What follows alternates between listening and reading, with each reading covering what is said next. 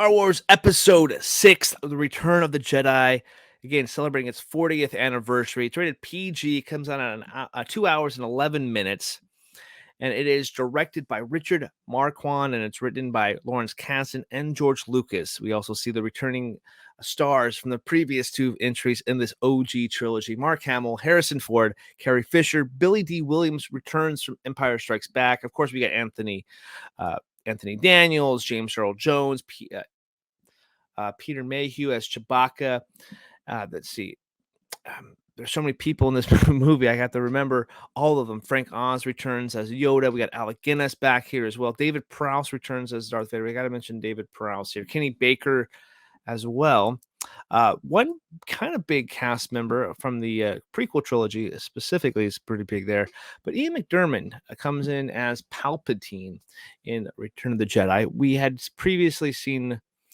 I know that when they did the re-releases, this is where it gets kind of sketchy. It's weird is that they kind of redid the guy's face from the re-releases in 1997 with McDiarmid there, but really pretty awesome stuff here.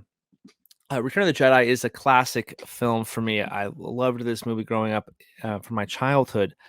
I watched this quite possibly my favorite Star Wars film that I've ever seen growing up, and I really love the OG trilogy. If you've followed me or know me, I really grew up on the Star Wars films. I got them received them for my birthday when I turned 5, and I watched them ever since. Got the action figures. My very first one came out of a box of Fruit Loops. That tells you something. But it was just a great film franchise that really kind of sparked the imagination and creativity in me growing up. And when I watched The Return of the Jedi, it was definitely the most fun that I had watching any of the other films. I wasn't really into Empire Strikes Back. That, quite frankly, growing up was my least favorite. And but of course, now it's probably one of my favorite movies of all time. I really love Empire Strikes Back. I like the dark nature of the story there. But we're here to talk about Return of the Jedi, specifically this 40th anniversary. And I did watch it on Disney Plus, and I have to say, it was so fun to kind of revisit this movie after so many years. I hadn't watched Return of the Jedi, I have to say, about maybe 5 years. It's been kind of a long time. I live in a house full of girls, so I was able to talk my daughter into watching Return of the Jedi. She made it past Jabba's palace, and she's like, "Okay, I'm kind of done." I love these movies. I grew up on these movies. I'm trying to convince my kids to like them as well. So, but anyway, Return of the Jedi. If you haven't seen it for quite some time, let's hit up the synopsis on the old IMDb here. And of course, it says, after a daring mission to rescue Han Solo from Jabba the Hutt, the rebels dispatched to Endor to destroy the second Death Star. Meanwhile, Luke struggles to help Darth Vader back from the dark side. So we kick off this movie with, of course, our favorite band of rebels trying to free Han Solo out of the carbonite from the previous film. So that takes us back to Tatooine, the setting of the very first film, and we get to meet the notorious gangster Jabba the Hutt. And I really liked this opening sequence here. We got some really cool, iconic sights and sounds to have here. I love the introduction of the main two characters that we see right off the bat. It's R2-D2 and C-3PO. They're just journeying through the desert once again, and this time their journeys take them to Jabba's palace. The whole intro to Jabba and his palace, it's eerie, it's creepy, and of course you see this giant slug-like creature that is kind of revolting. And I think my favorite Star Wars has been parodied so much, but I have to go back to Spaceballs. We have Pizza the Hut in that amazing Mel Brooks movie. So of course you get Jabba the Hutt. The Jabba the Hutt, we get to see him, which back in when I was a kid, the first time we saw Jabba the Hutt before they did the re-releases and the special editions rather. This is the very first sighting of that kind of now notorious character. Of course, like I'm kind of referring to in the special editions, they do kind of CGI him in a sequence in A New Hope.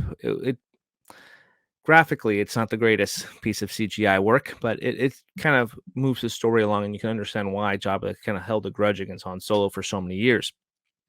And it kind of gives you that extra layer that you kind of need when it comes to these characters. You get a little bit of extra backstory with them too. But but the whole Jabba's palace sequence is really cool. You get to see Boba Fett there and his interactions with the different people. There are some stuff I don't like about this sequence because I feel like George Lucas was able to put kind of his creative power back into it and kind of change things and add different sequences. Specifically, there's a song and dance number here that it's not really that good. I don't like it, to be honest with you.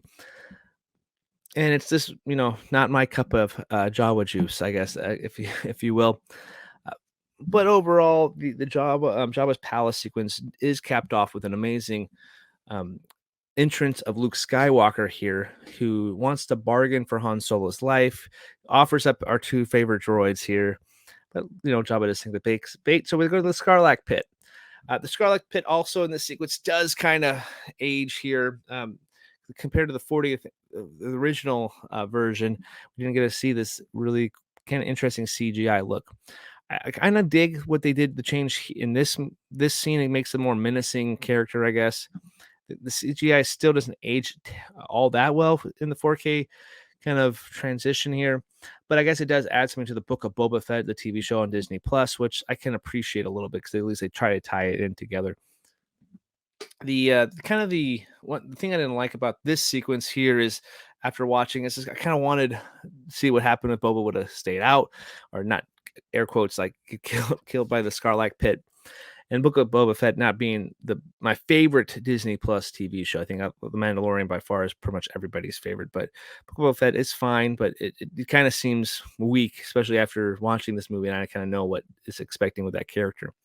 But needless to say, there's some really other fun moments in here, and we have to go to Endor for our next kind of conversation piece, because a lot of the hot topic of this movie that people don't really like is the Ewoks. Now, watching here, I don't really mind it because, again, I think I'm nostalgic for it. As from being one of my favorite ones in the franchise for so many years. And like I said, like this was the kind of the more easily accessible movie because there's a lot of fun moments here.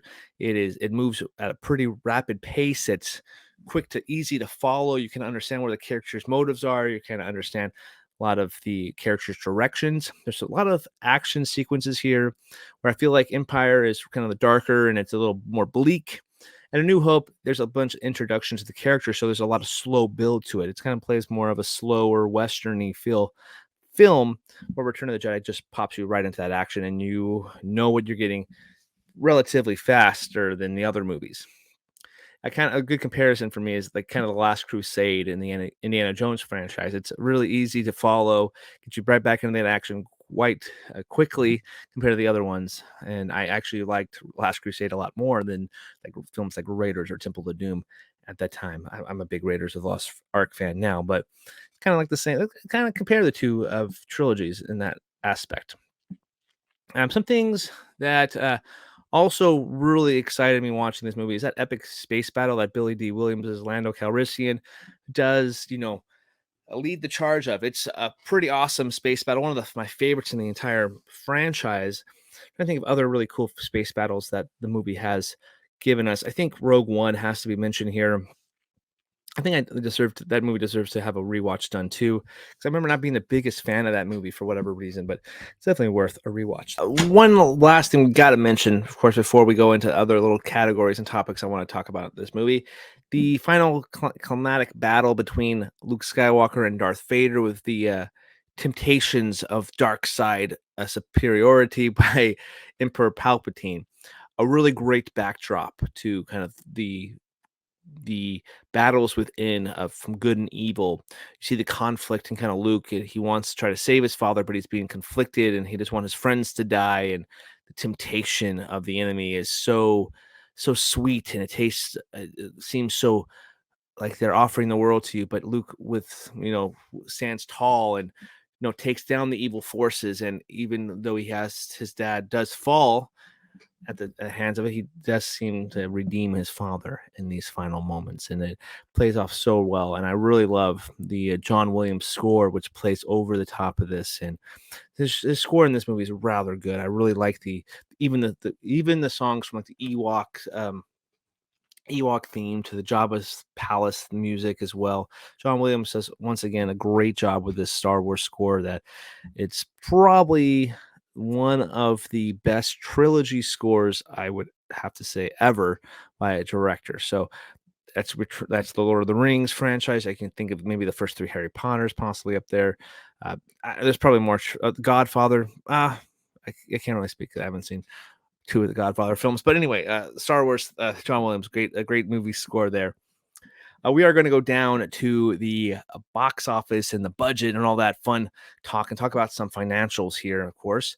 This movie did come out May 25th, 1983.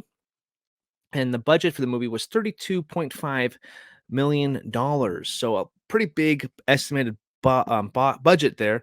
And the opening weekend in the States and Canada, it made $23 million at the box office in the States and Canada. The gross worldwide was $470 million. No, let's just say the whole total. $475,106,177 to be exact. And that's a lot of money, a lot of cheddar there. And of course, it's one of the biggest movies franchises of all time, especially that OG trilogy. And I remember growing up, seeing those special editions and being in the theater with my dad and like, that scene changed. So this is different. That's added. My dad's like, okay, enough. When we get it, you're a big nerd. And of course, I was. I loved these movies. I grew up on them, and seeing these films on the big screen is some of my favorite movie experiences of all time. And seeing Return of the Jedi is right up there as well. I always like to talk about the awards, the Oscar nominations, or other movie awards that these films did get nominated. I do see we got a couple nominations and one win for Star Wars Return of the Jedi, the Academy Awards in 1984. It did win for Special Achievement in Visual Effects for Richard Edlund, Dennis Muren, Ken Raston, and Phil Tippett. So awesome win there for visual effects, kind of deserving. It's probably a kind of trilogy, wrapping up, get a special achievement award there. It's also nominated for Best Art Direction, Best Sound, Best Effects, Sound Effects, that is, and Best Music Original Score for John Williams. Some pretty good nominations there. No above the line nominations, no acting, no directing, no writing or picture, mind you, like A New Hope did. However, still showed up at the Oscars and got some more love than most Star Wars movies do get nowadays. So that's pretty awesome. Also got a couple BAFTA nominations. Actually, one for Best Special Effects, which is awesome. Got nominated for Best Makeup, Best Production Art Design, and Best Sound. That's interesting. Why didn't they nominate the makeup at the Academy Awards? That is a good question. Anyway, that's a conversation for a different day. Overall, Star Wars Return of the Jedi is one of my favorite movies in this Star Wars franchise. It's probably not as high as it was when I was a kid. It's probably like top 4 or 5 right now. I haven't really done the math or the research or even the rewatches to put that out there at this current moment.